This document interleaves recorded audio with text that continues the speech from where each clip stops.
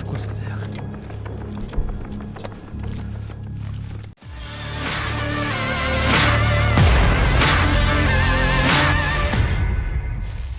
Rekaman yang memperlihatkan pasukan Ukraina tengah mengoperasikan sistem anti-tank Milan dalam menggempur pasukan Rusia beredar di Telegram pada Selasa 3 Januari 2023. Tampak Milan tersebut ditembakkan dari daratan tinggi dan menargetkan posisi pasukan Moskow. Dalam keterangan unggahan disebutkan, inilah penggunaan sistem anti-tank Milan di pasukan Moskow oleh tentara batalion Volat dari resimen Kalinovsky, Ukraina. Tampak rentetan rudal anti-tank terus diluncurkan. Pasukan Ukraina lainnya juga menyisir hutan yang diduga menjadi posisi sementara pasukan Moskow.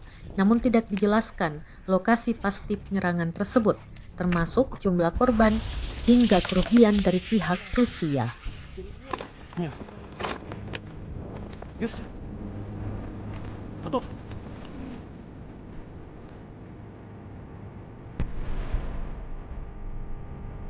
Постріл!